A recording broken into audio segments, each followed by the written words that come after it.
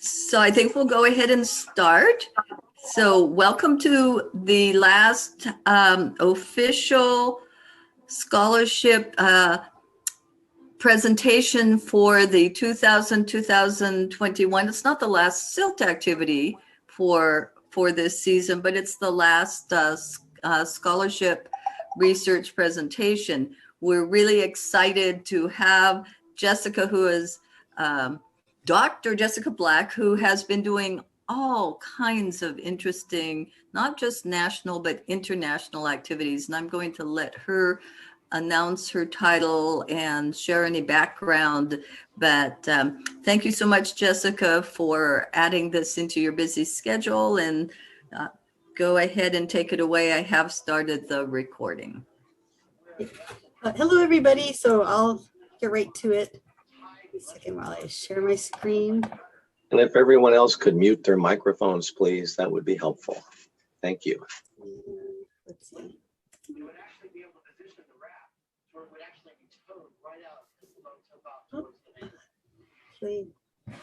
Okay.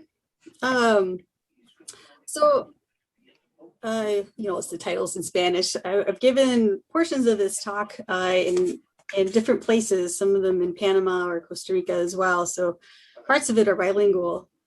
I like starting with this slide, with this picture, which is such a famous picture, of course, of Celilo Falls, because it really speaks to some of the histories here and how they link so much with many of the various issues that are ongoing with many Indigenous peoples across the world. And what happened here is happening in a lot of other places. So this talk is talking about integrating traditional ecological knowledge and education in the sciences with investigations and partnerships between the United States and Panama. So really what's behind the motivation of a lot of this is that there's a relatively low engagement of underrepresented minority students in the sciences. And in particular, environmental science has not really moved the dial. Geology has not moved the dial particularly well. Biology is doing a better job, but there's a number of the STEM sciences that aren't doing real well. So what we wanted to do with the programs that we've been building is really try to explore this issue of how cultural values seem to be missing so much from a lot of these experiences, these STEM experiences. And so we wanted to explore, these cultural values versus educational opportunities and the traditional Western curriculum approaches. What can we do they seem to be pretty separate in a lot of programs. What can we do to bring them together? And so what we've seen, of course, is the rise in traditional ecological knowledge, TK, and scientific research and pedagogy. And a lot of the roots of this is all about place-based culture, the concept of first foods as a natural resource management model for many of the tribes in this region. It turns out that's an international viewpoint, an international way of governance and way of life for many groups across the world.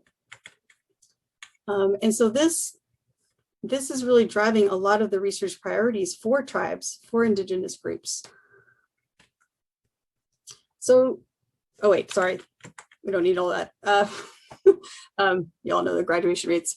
I'm going to talk about the two main programs that we're working on. One is a career program, which is based in Costa Rica, and the second is the program in Panama. Both of them involve our colleagues, the Nove and Bugle peoples of Panama. So the first one, the career program, or Costa Rica International Research Experience. So the goal of this program is there's four main goals. One, we want to enhance research skills for tribal college and university students.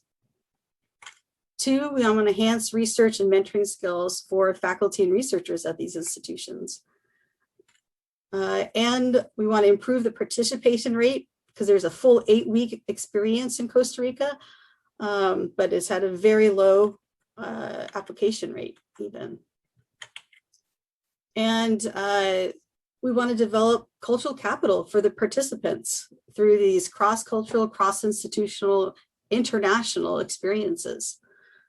And so really, we built this program. It's a 2-week program because it's a small, manageable, short program. And we're hoping after this, they're going to want to move onwards and maybe do some of these longer ones. So it's a total of 13 days with 9 full days at the Las Cruces Biological Station. Sorry, the blue isn't looking so good. And they learn and they're conducting research during that entire time. So the students, along with their faculty members, they'll complete a small field project, including experimental design, data gathering, and analysis, presenting their results. At the conclusion of the program, there's a poster session, a mini symposium. And on this particular talk, one of the mentors is with us. So Monet Vicente has been a mentor.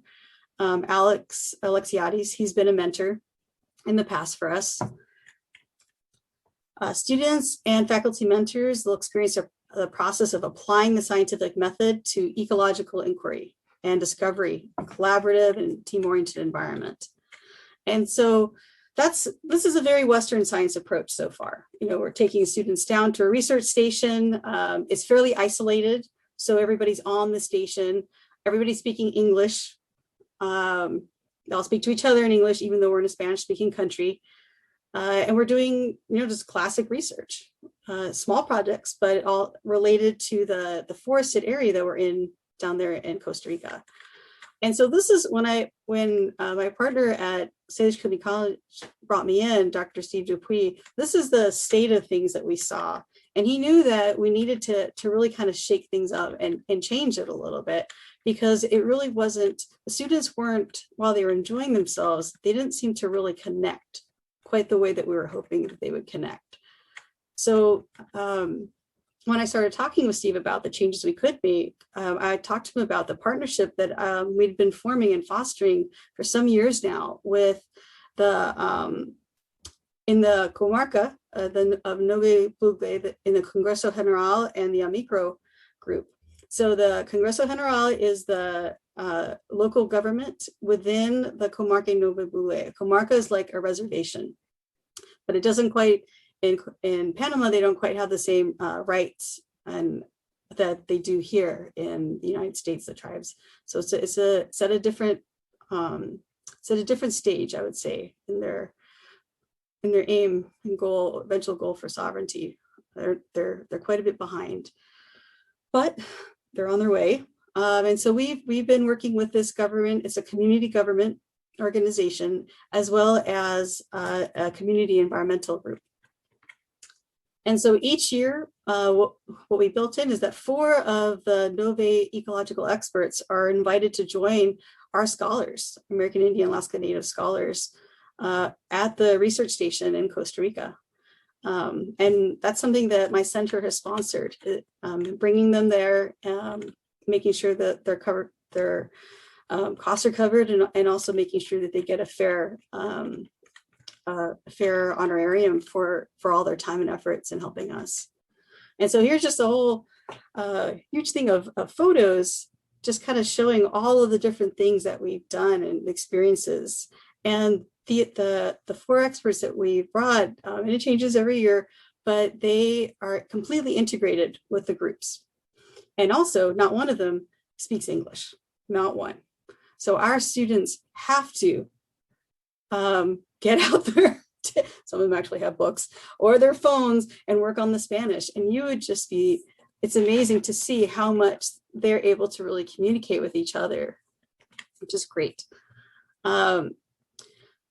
So in 2018, we publicized that there was going to be this Indigenous exchange with the Nove TK experts in this program for the first time. And we more than doubled the applicants. So this was really resonating with the students that we were trying to reach. It's very clear that this cultural engagement piece is absolutely, like I said, it's critical for being able to attract the students, to engage them in the process. And this is what we're trying to do. We're trying to move the dial. And so we have to really think about who it is that we're moving the dial for. And and what we need to be doing, what our students need, what resonates with them, and how we need to just kind of break apart what we have been doing and try something new. So actually, we've gone an extra year now. We've had over 29 students who've come from the US. We've had participants from over 11 tribal colleges and universities, 15 tribal nations represented. And one career participant, he actually did return, and there he is right there. Some of you may recognize him, that young man who graduated from Heritage University, that's Zane Ketchen. He graduated a couple of years ago. And right now he has started a Ph.D., a fully funded Ph.D. program at the University of Idaho, which is also part of the LSAMP. It's an LSAMP Bridge to the Doctorate. And so that's, you know, the link there between this program and Heritage and our relationship with Salish Community College and LSAMP. It's all, you know, it's connected. And so here's some of the first year. Here's a couple of the photos. So over here, here's a jaguarundi and this one's an ocelot. I'm so not a wildlife biologist. But one of the things that I think it mentions before that, and why I included these photos, other than being really pretty kitty cats, you know, the first year that we did this, there is the longer summer program in Costa Rica at the same biological field station. And they had put out camera traps as well, you know, cameras that capture animal movements. And in the 8 days of us doing this with the indigenous experts that we brought with us and we had show us where to put those cameras, they had more sightings, more animal sightings in the 8 days than they did in the 8 weeks of the summer program. So it really speaks to the power of indigenous experts and what that knowledge actually means. Indigenous knowledge and science are the same thing. They're not separate, they are the same. And this project is so much stronger scientifically in the Western sense because we had this indigenous knowledge. So here's some examples of the projects. So assessing the distribution of Zanzibar spectabile in the secondary and primary forests at the Las Cruces Biological Field Station and identifying its uses by local fauna. So you can see there's tons of different projects. And remember, they're doing them all in 8 to 9 days with the mentors. I mean, tropics are not my background. I don't think Monet, her background, or Alex, yes. But you know, we've been trained in science, and so all the mentors get in there, and when the students are so enthusiastic, and we're able to do this. I just love this photo. It just really brings to mind, you know, what it's like down there. And so, what are we getting out of this? It's this concept of cultural capital. You know, it's taking students outside. I don't care what student you have. Getting a student a passport and taking them outside, not just the valley or the city or the region or even the state, taking them in this big international scheme and really seeing and interacting with people from the rest of the world, it's invaluable for them, for their development, and as they go on in their lives, in their professional and personal lives. I really do believe this. So you know, this program, it really did bring together the scientific method and Western science together with the traditional ecosystem knowledge. And that knowledge was shared by indigenous experts from that region.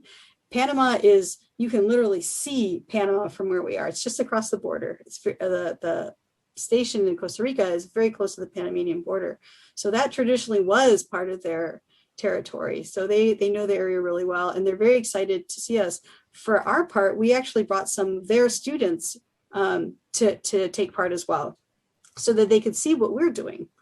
Because we wanted it to be a true exchange, not just us asking them and trying to extract information, but also us sharing with how we built this program and what we're doing with the students, and their students also seeing that and being able to experience it. So we had the intergenerational learning, you know, from the undergraduate students to their mentors and professors to an older generation of some of our indigenous experts. We had some elders that came as well. Intercultural awareness. Like I said, the languages were different, but for many of the Native students that we had with us, one of the things that they constantly were talking about was how so many of the battles that are being fought, they personally could relate to with their own tribes and their own peoples, and how similar, even though they're separated by geography, that many of the issues really were the same. So they had very deep conversations. It was beautiful to see. And yeah, we wanted to strengthen these global Indigenous relationships. So here's a couple of testimonials, which I'll talk about real quick here. So one, we took the ridge trail today that ended near the headwaters of the Rio Java to get our very last site of research in. The hike to the site was a steep incline and took 2 hours to get there. We hiked with Armando, the Nove medicine man, and Norris, a Nove biologist. Armando showed us multiple medicinal plants, and Norris helped him identify some as well. The Nove people, despite age, are very active and in shape. The older man did the hike without any water and refused any of our help because he says that's how the culture is. We told him he could walk in front, but he told us the elders always walk in the back of the group and the youngest in the front. Because we were on his lands, we respected him and his teachings. So we had all the students write blogs, and so this is taken from some of the blogs. And another one, we started our posters today. I thought it was going to be simple at first to put together a graph, but it wasn't. We knew we wanted to do a graph showing total number of species per strata and total number of birds per strata. Scott helped us out by showing us some tricks on Excel. He showed us how to change our codes for strata to words. 1 equals ground. He taught us how to change all the ones to the word ground, which simplified it for the graphs. He also, believe me, my heart is like growing by leaps and bounds when I read this. He also shows how to make pivot tables, and I love them. They make things way easier. We also got the simple stuff done on the poster. Overall, I think we got a lot done, and I'm looking forward to seeing the end result. Today, my dream came true. Someone told us there was monkeys outside, so we all rushed outside. One of the monkeys kept peeking at us from behind a leaf. It was adorable. So this student who wrote this, she is also starting her Ph.D. She started this semester at the University of Idaho and is in fact roommates with Zane. So this is Kimberly Stewart. And so really, it's not just a cool experience. They're learning tangible skills. And these two students, this experience is one of the pivotal ones that encourage them to apply for graduate programs upon graduation. So yeah, some of the testimonies. Honestly, the best part of the career experience, I believe, is to see all the Indigenous people come together and share a part of their culture. Okay, so now I'm going to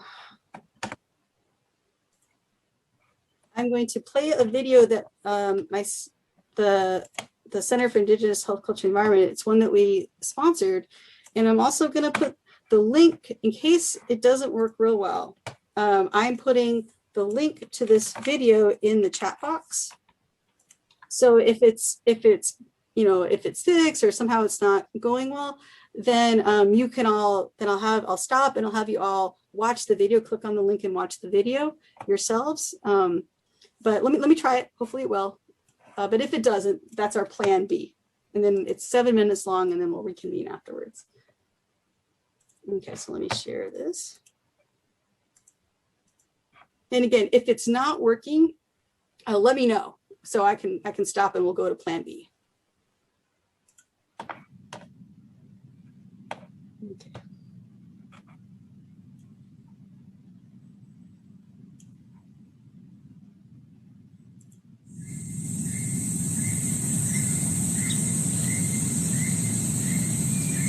A lot of Native experiences is that you have to leave your tradition and your culture at home while you go to school. Well, that's not the case here. Here, you bring your culture, you bring who you are, your identity. You don't have to leave any of that at home. You bring that in, you bring that perspective, and people not only want to listen, but they're asking you to. I mean, when do you get to travel to the tropics and then on top of that get to really ask deep questions about the world in a setting like this?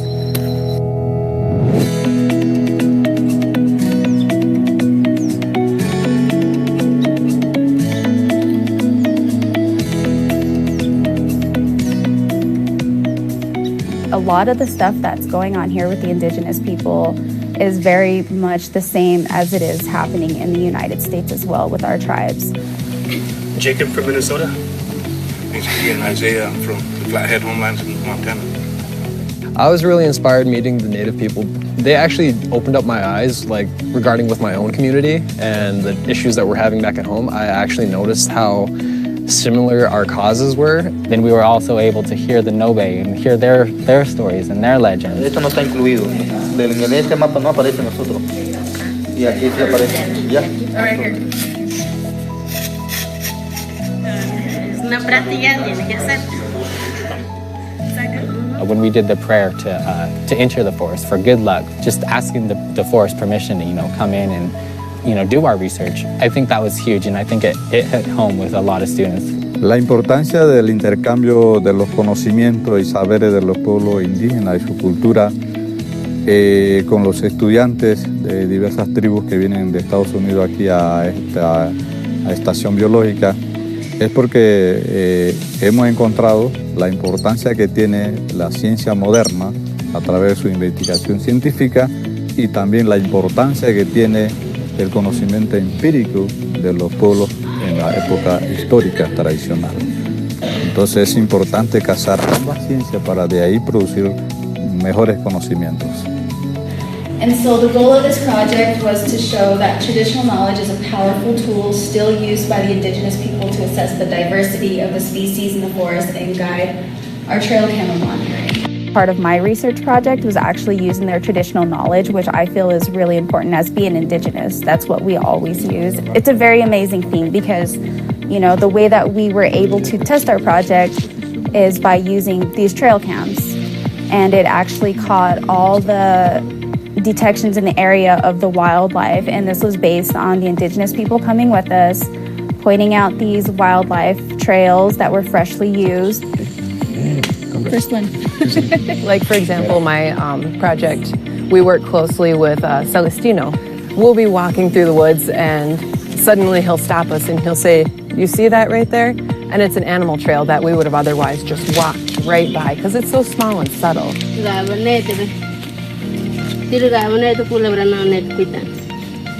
When we finally get the videos back and we get them all downloaded onto our computer, we get to scrub through all of that data. But when we actually do catch something and then the other students in there, they come to gather around and see exactly what we caught on there, it's a really, really exciting feeling. Oh, cute. Oh, look, it's so little. Oh, big. So it's kind of nice to be able to share that experience with these indigenous people because they share some of their culture with us and we share our culture with them.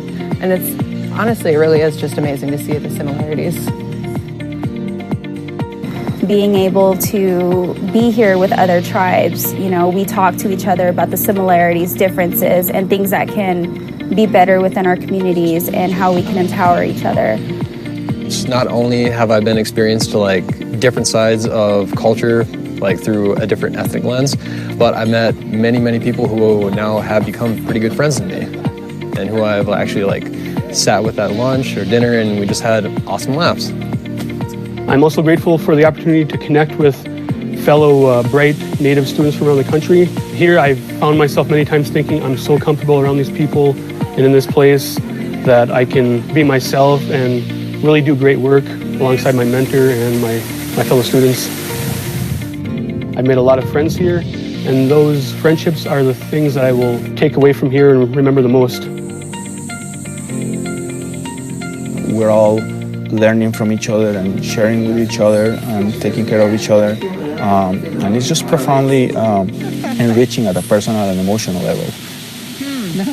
A lot of the students, when we first came, they were just talking about finishing just their degree that they're currently working on.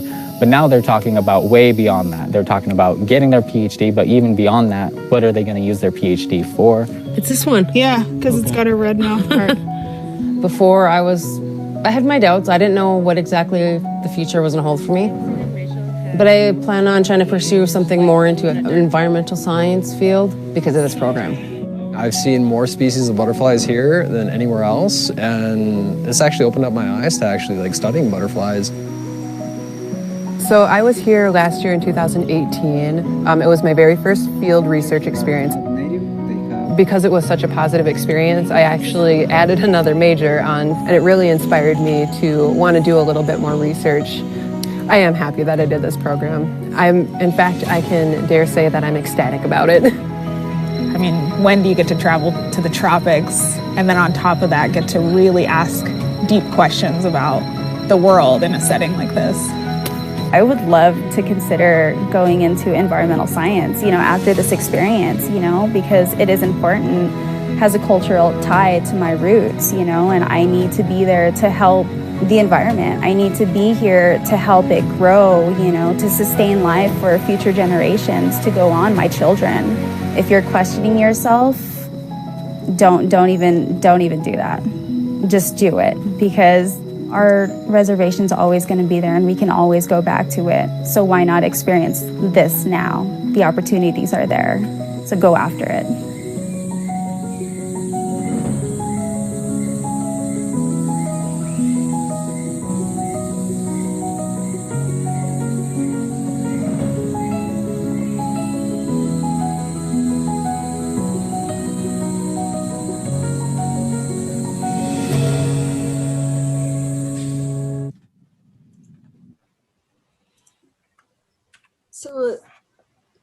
So that's one of the videos that we had that we did. I have a partnership that was started by. Hold on. Your 10-step.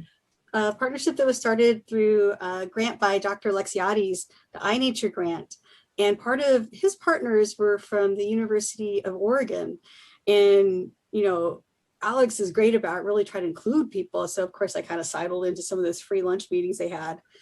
And I met some amazing folks. I really did. He brought together some really interesting, really cool people. And some of them were from the School of Journalism, like I said, at University of Oregon. And I kept up with those partnerships. And it turned out to be one of those valuable ones, because we've also sponsored several of their journalism students. And the ones that are recommended to come with us, their faculty think are some of the most talented that they have. And so one of them is Lucas Hamilton, and he made that video. We commissioned him to make that video for us. And you'll notice that I managed, the students that we're really focusing on happen to be a lot of heritage students. That is not a mistake. And then a number of the mentors over the years have been heritage folks, related to heritage folks, because you know what, if I do this more or less for free, but this is, I think it's just so worth it. It's one of the things I'm really passionate about. And we have just booked for 2021. We're going to we expect we'll be able to go back for 2021, and I'll be able to bring at least 2 students, like usual, depending how many apply, maybe even 3, we'll see. This program it can only bring students who are part of the All Nations LSAMP. So they must be Native American or identify as Native American to be able to be part of this particular program. Okay, so let me go ahead and share the second part. All right, give me 1 second. And okay.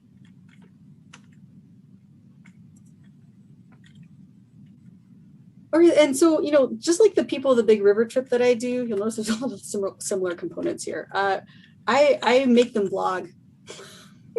Admittedly, it's a little bit harder to get them to do it during this one because I'm not their primary advisor who's telling them they absolutely have to and staring them down.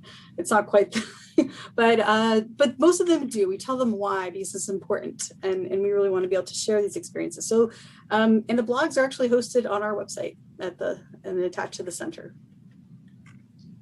So then part 2, Panama. What are we doing in Panama? So we work with, again, largely within the Comarca Nove Bugle. So again, Comarca is akin to a reservation. And the Nove and the Bugle are 2 different tribes, but they were put together, like a lot of other groups here. The proximity, the Nove are far larger in number than the Bugle. So there's 3 main things that we're doing. 1, community-based research, working with these indigenous communities. 2, we have a partnership with Washington State University and their Engineers Without Borders group. And just overall collaborations that we're building. So the main person that we've been working with all these years, we work with a traditional government. And so this is Celestino Gallardo. He is he's been a member of the Traditional Congress, the Congreso General, since 1984. And up here on the top right, I wanted to point out that is his flag. And usually when we get to this part, he's actually the one who does the presentation. So within Panama, there are a number of indigenous comarcas that are recognized by the government, but similar to the United States, that is not all of the native peoples and communities that are in Panama. These are the ones that were that have formal comarca boundaries. But like I said, similar to there are many others who have yet to be recognized. So the star right here in the middle, that is Panama City. And so that's the famous Panama Canal. And the Nove Bugle, the comarca, is up here. I think in the United States, we were always thinking about everything is north and south, right? Up, north, up, down. But in Panama is really kind of horizontal for the most part. So it's really more east-west. So the comarca is really more towards the western side over here. And you can see it's very close to the Costa Rican border. It's like 40 miles. It's very close. Yep. And so here it is, a little better resolution. It is the largest of all the comarcas, and they have the largest population, over 200,000 people, they think, within the Nove. And there's 3 different regions. The Nocribo, which borders the Atlantic Ocean, Codri, which is more of the lowlands, a lot more agriculture there, and Nudrini, which is the area that we do most of our work in, which is a mountainous region, and looks out towards the Pacific. And this is what it looks like. You can see really steep areas, very green. It's located in the central mountain range, is about 2,000 feet above sea level. So not terribly high as in terms of mountains. Some of the things that we're really focused on, that water, the issues of water. There's many communities within the comarca that are at risk. The majority of the population does not have access to potable water and sanitation facilities. You're seeing the PVC pipe here. This is pretty typical for the water systems. And there's many times during the year during the dry season, when these stop running, and then they have to travel large distances over steep terrain to try to find water. This area, ironically, has some of the most expensive coffee in the entire world is grown all over this region. You know, the geisha coffee. So, and for the Nove who work with us, this is their dream, is to eventually be able to grow sustainably, but grow coffee and be able to be, you know, some of the economic development would be along the agricultural side. One of the things that similar to here, there is a cultural reawakening. Similar to here, there for many factors, a lot of parts of the culture have been lost. The majority still do speak the language, Novere, but that is also in danger right now. And so culture and tradition, you know, these are some of the things that we're really also interested in helping to support, and they have expressed interest in our help to support. And a little bit of the history, I didn't just pop in there. This program was started by my dad, Owen Black, and it was part of the Enactus program in its early days. And so the first students that went down there were Enactus students. So you can see them down here looking out. And one of our partnerships that we work with, that entire thing up here, that's actually that's the name of it. It is Amicro, which is the first community environmental organization of the region. It's not the only one now, but it was the first one when we started. So that's the one we've been working with. And so what do? Many of the initial years that we were there, it's really all about listening and building relationships and doing some of these micro-entrepreneurial projects that were requested, that were asked for. So we work with the traditional government. We're not just going in randomly. We are invited in, and we only go to the locations that they feel comfortable bringing us. And we spend a lot of time listening to what the community needs were and what the interests were. And so the first projects that Enactus started, they actually started projects in all 3 of the regions. It was focused on chickens, artesanias, and they actually got a rice husker put in, because a lot of areas, they do grow rice, but they actually thresh it by hand. It's a lot of work. So yeah, so listening, relationship building, spent a lot of time. I swear he's almost napping right there. You know, we met with just a lot of groups of different people. We provided, and Enactus provided small monetary incentives in a business sense to start these micro entrepreneurial projects. And I go, you know, obviously I haven't been able to go down because of COVID, but I do go down relatively regularly. And these projects, they all still are going on. That it wasn't just a one, give them a little bit of money. No, this were taken really seriously. And these, the granja, the chicken coop, it's still going. You know, and when things got really tough with COVID, these actually ended up being a really positive thing to have, to be able to have this source of income, because things got very, very tough during COVID. And here's a rice husker that was built. They actually, they built this entire building, and then they one of the benefactors who was involved early on actually financed this. And so now this large community where this is, they now have this to use, which is pretty exciting. And again, listening. The majority of the things that we did was going there and listening. And they always make me make speeches. My Spanish, I can understand a lot, but wow, if you speak Spanish, you've listened to me. Let's just say they were very kind, very patient with all the mistakes that I made. So yeah, so so some of these research experiences, so it's okay, where do we have to, we're up to the Engineers Without Borders. Okay, so with Engineers Without Borders, this is a partnership. I got a cold call because we had put some stuff, you know, with Heritage, and they were just randomly Googling on the internet, and they came across me and some of the work that we've done. And so I got a cold call by this guy, Dr. Carl Olson, saying, hey, we're going to that exact area you are talking about, because they do have the Peace Corps there. And one of his engineering students, his master's engineering students that way, had been in the Peace Corps and stationed there. And so they were starting up this project. And so we quickly collaborated and became partners. So there's undergraduate and graduate civil engineering students. They began with a community needs assessment. It's all about water quality and year-round drinking water access.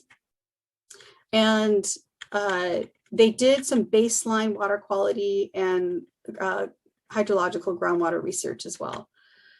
And then they worked together to figure out what the solutions could be. So these are typical situations that you'll find about, you know, water quality. There's been no real effort to help build up infrastructure in these regions. And so there's no access to a lot of sanitary facilities or potable water.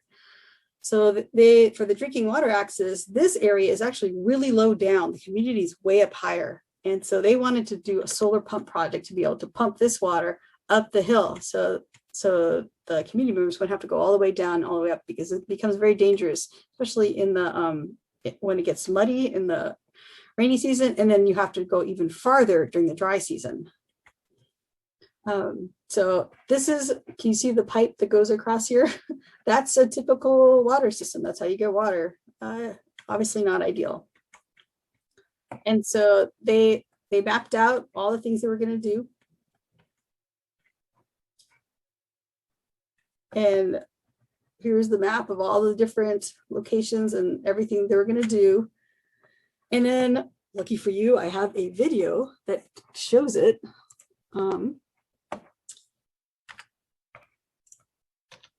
This one's a lot shorter. So let me see.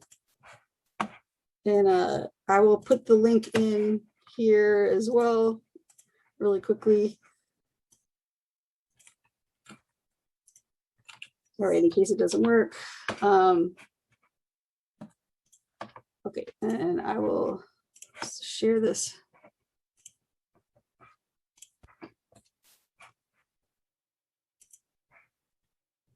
If you don't have water, you're 10 steps back from everyone else. So as they're trying to give their kids higher education, they're trying to keep their kids healthy, not having clean, easily accessible water is a huge hindrance to that.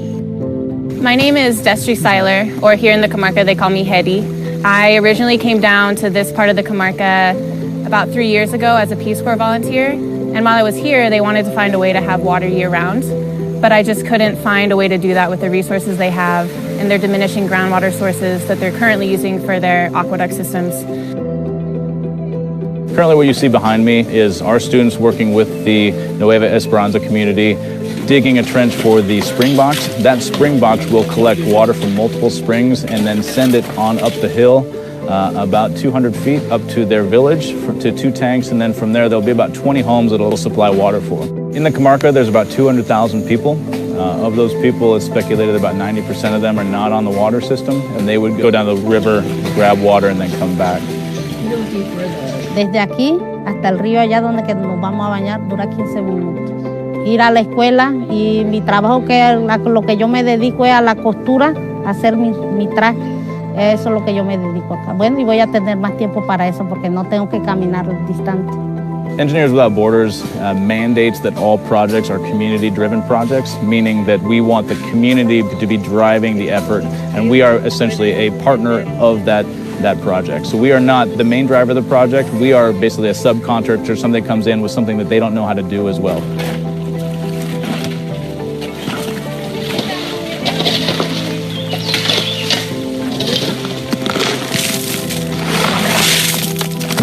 Mi visión para el futuro es que ya no vamos a tener que caminar distancia a buscar agua, ni para bañarnos, ni para beber, ni para lavar.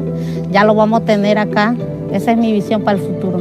So this project in particular has greatly impacted my worldview and just honed in my goals. I got into civil engineering for this purpose, and I was going to university and school for so long. I had this grandiose idea of what it would mean to go be an engineer in a developing country and help with the water situation. And so my first time setting feet in Zapote was a very good reality check. And while it was much harder than I thought it would be, it also showed me how important it is to continue going down this path. Y gracias a esas 3 personas, entonces vino el gran proyecto que ahora, que estoy muy agradecido con ellos, de que vamos a lograr algo acá, que ya está ahorita mismo. 1, 2, 3.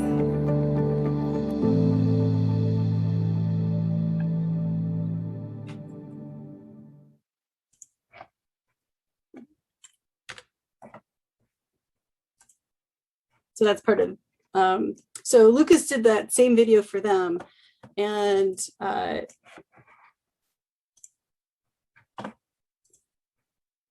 want to show you, sorry, we're going back and forth a little bit here.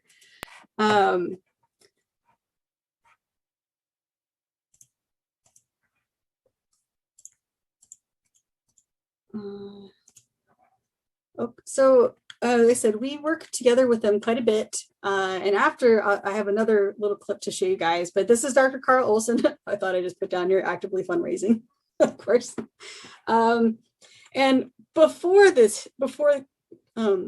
pandemic hit, we were poised to start expanding and to do additional projects with them. And we hope that once the pandemic, that international travel is possible again, that we'll be able to continue the partnership that we have.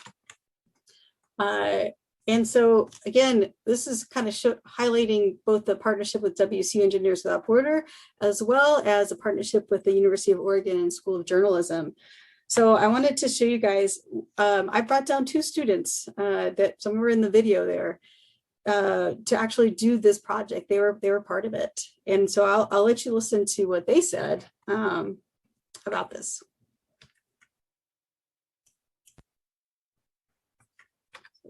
So let me bring that up.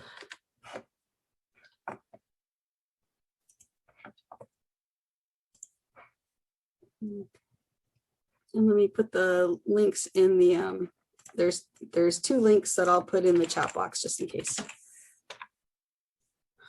Okay.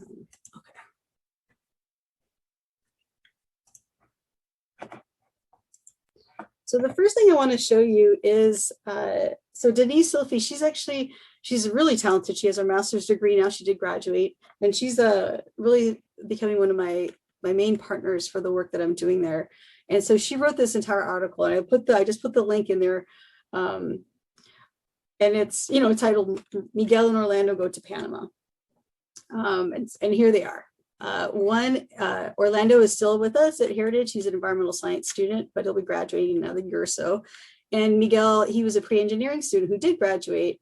And based on the relationships that he formed, he is now an engineering student at Washington State University. So I'm just scrolling through this so you can see, and I encourage you all to click on it and to read what she wrote. But part of this is that she also put together something that I thought you guys would be really good to show. One second. And Denise is a photographer. Yeah, guys, we sell a lot of trees, a lot of little houses made out of wood, a lot of like chicken, animals, beautiful trees all over the place with a lot of fruit, a lot of green, mountains, very beautiful over here. What do you think about this? I see this house, and there's like the roof is made out of wood with a little bit of some metal. I think that's to cover the rain, since it rains a lot in this high point of elevation. There's one road that's like a snake. It looks like a snake, and it's super dangerous to drive. I think mostly cars that come here are stick shift. There's also clothes hanging around, since I figure they don't have a laundry. I know a dryer, and I think and I see the lady washing by hand right now. I see. There's beautiful dresses that they wear, traditional dresses that has triangles, which means from where they come from. On this house, I could see that it says Bendice de Dios, bless God.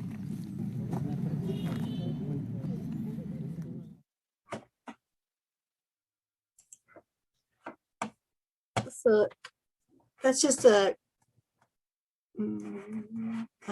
a quick snippet. But in the article, she interviewed them at length. And, I'll read you a couple of quotes from there. One of them, Orlando, when Orlando boarded that first flight in Yakima, he knew he was going to the capital first, but he didn't realize it was the capital of the United States rather than Olympia. So when he got off the plane, he thought he'd be getting off in Olympia.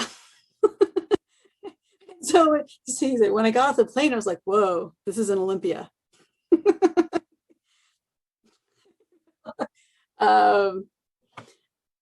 And so much of what we did, it's hard to emphasize the role that these 2 young men had with the Engineers Without Borders project. They had 2 Spanish speakers with them, only one who was Hispanic himself. And I think he's actually one of the main reasons why Miguel decided to go to WSU, the bond that they really formed. And so the people that the community were way more comfortable talking to and interacting with that Engineers Without Borders project were Miguel and Orlando. They became leaders. There's no other way to put it.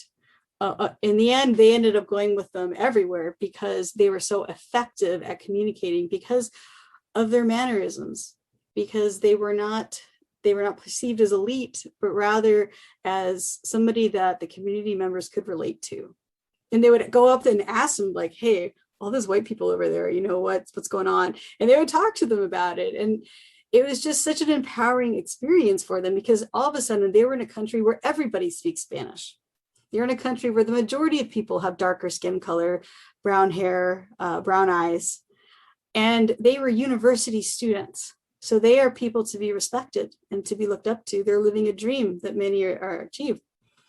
And so I do these programs that try to give opportunities to all our students that we have to bring that international experience to all of them. Okay, so let me share the last few.